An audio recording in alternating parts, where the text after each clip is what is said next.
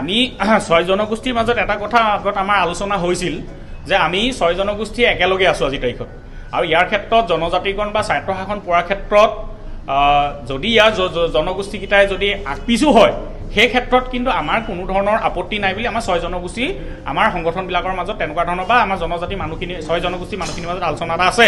কিন্তু আমি চৰকাৰক এটা কথা আমি দাবী কৰিছিলোঁ জনাইছিলোঁ যে আগে হওক পিছে হওক কিন্তু আমি এটা নিৰ্দিষ্ট সময়সীমা আমি চৰকাৰৰ পৰা বিচাৰিছিলোঁ, কিন্তু চৰকাৰে এই নিৰ্দিষ্ট সময়সীমা নিদি বিভাজনৰ ৰাজনীতিটো চৰকাৰে কৰিব বিচাৰে।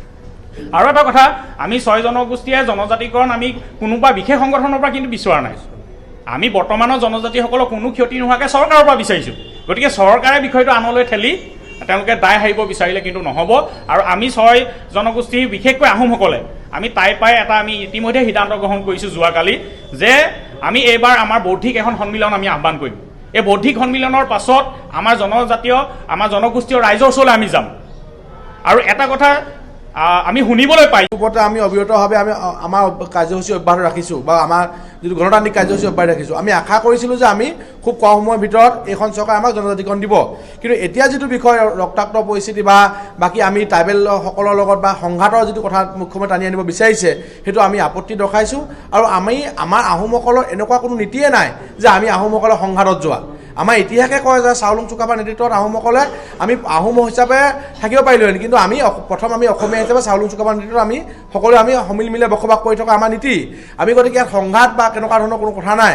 আৰু আমি বাৰেপতি 2022 বৰ্ষৰ প্ৰথম দিনটোতেই কইনাধৰাস্থিত অসম ৰাজ্যিক অতিথিশালাত অসমৰ সন্মানীয় মুখ্যমন্ত্ৰী ডক্টৰ হিমন্ত বিশ্ব শৰ্মা ডাঙৰীয়াই জ্যেষ্ঠ সাংবাদিকসকলৰ সৈতে কৰা বাৰ্তালাপ অনুষ্ঠানত তেখেতে কেইবাটাও বিষয়ত আলোকপাত কৰিছিল। মুখ্যমন্ত্ৰী ডাঙৰীয়াই প্ৰথম দিনটোতেই বাৰ্তালাপ অনুষ্ঠানত ছয় জনগোষ্ঠী জনজাতিকৰণ সন্দৰ্ভত যি বক্তব্য উপস্থাপন কৰিছিল এই বক্তব্য আমি টাই আহোম জনগোষ্ঠীয়ে আৰু টাই আহোম যৌপেশত অসম চমুকৈ টাই পাই আমি সহজভাৱে আমি গ্ৰহণ কৰিব পৰা নাই। আমি সহজভাৱে এইকাৰণেই গ্ৰহণ কৰিব পৰা নাই, আমি দীৰ্ঘদিন ধৰি টাই আহোম জনগোষ্ঠীকে ধৰি ছয় জনগোষ্ঠীৰ জনজাতিকৰণৰ বাবে আমি আন্দোলন কৰি আহিছিলোঁ, বিভিন্ন আমি দাবী দাবা কৰি আহিছিলোঁ। অসম বিধানসভাত ছয় জনগোষ্ঠীক জনজাতিকৰণ প্ৰদানৰ সপক্ষে 3বাৰকৈ সৰ্বদলীয় সৰ্বসন্মত সিদ্ধান্ত গ্ৰহণ কৰা হৈছিল। ইয়াৰ পাছত এই বিষয়টোৱে যথেষ্ট স্থবিৰতা অহাৰ পাছত শেহতীয়াকৈ 2016 চনত অসমত বিজেপিয়ে যেতিয়া চৰকাৰ গঠন কৰিলে তেখেতসকলৰ নিৰ্বাচনী প্ৰতিশ্ৰুতি অনুসৰি এই বিষয়টো ত্বৰান্বিত কৰিবলৈ তেওঁলোকে প্ৰচেষ্টা গ্ৰহণ কৰিছিলে। প্ৰথমেই তেওঁলোকে RGI আৰু national commission for ST schedule tribes ইয়াৰ সেউজ সংকেত লাভ কৰি কেন্দ্ৰীয় কেবিনেটত ছয় জনগোষ্ঠীৰ জনজাতিকৰণৰ বিধেয়ক তেখেতসকলে অনুমোদন জনায় 2019 চনৰ ৰাজ্যসভাত তেওঁলোকে এই বিধেয়ক উত্থাপন কৰিছিল। কি কাৰণে এই কথাখিনি কৈছে আমি ধৰিব পৰা নাই, কাৰণ প্ৰতিবেদন পঠালে ৰক্তাক্ত হ'ব বুলি ছয় জনগোষ্ঠীয় সংগঠনৰ নেতৃবৃন্দই কোৱা নাই, ইতিমধ্যে জনজাতীয় সংগঠনসমূহেও কোৱা নাই।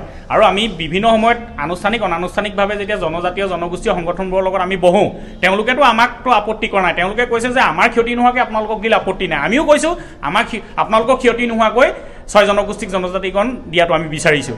আৰু চৰকাৰক আমি এটা কথাও কৈছিলোঁ যে অভিভাৱকৰ দায়িত্ব পালন কৰি অসম চৰকাৰে এই জনজাতীয় সংগঠনসমূহ আৰু ছয় জনগোষ্ঠীয় ঐক্যমঞ্চৰ নেতৃবৃন্দক একেলগে একেখন মঞ্চত মত বিনিময়ৰ কাৰণে বহাব লাগে, কিন্তু চৰকাৰে সেই বিষয়টোকে নকৰি মানে এটা ৰাজনীতি কৰিব বিচৰা ধৰণৰ আমাৰ মনত অনুভৱ হৈছে।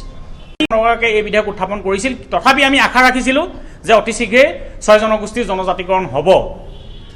আৰু এই আশা ৰাখিয়ে ছয় জনগোষ্ঠীৰ ৰাইজে যোৱা 2021 চনৰ অসম বিধানসভা নিৰ্বাচনত ব্যাপকভাৱে বিজেপি মিত্ৰজোঁটক তেওঁলোকে ভোট প্ৰদান কৰিছিল, আৰু যাৰ ফলত বিজেপি দলটোৱে চৰকাৰ গঠন কৰিবলৈ সক্ষম হৈছিল। কাৰণ উজনি অসমৰ প্ৰথম পৰ্যায়ৰ নিৰ্বাচনৰ ফলাফল যদি লক্ষ্য কৰা যায় 42টা সমষ্টিৰ ভিতৰত তেখেতসকলে 34টাকৈ সমষ্টিত জয়লাভ কৰি পেলাই চৰকাৰ গঠন কৰিবৰ কাৰণে তেওঁলোকে সক্ষম হৈছিল। গতিকে সেইকাৰণে আমি আশা ৰাখিছিলোঁ যে ছয় জনগোষ্ঠী অতি শীঘ্ৰে জনজাতিকৰণ হ'ব। কিন্তু কইনাধৰাত মুখ্যমন্ত্ৰী ডাঙৰীয়াই বছৰৰ প্ৰথম দিনটোত ছয় জনগোষ্ঠীৰ জনজাতিকৰণৰ সন্দৰ্ভত যি বক্তব্য উত্থাপন কৰিলে যে চনত সুফল দেখাবলৈ সক্ষম হৈছে। প্ৰথম পৰ্যায়ৰ নিৰ্বাচন কিন্তু আহোমসকল বা আজি মৰাণ মটসকল বা চাহ জনগোষ্ঠী অধিকৃত এৰিয়াতহে কিন্তু নিৰ্বাচন হৈছে, এই কথাটো চৰকাৰে মনত ৰখা উচিত। আৰু এটা কথা কৈছিলে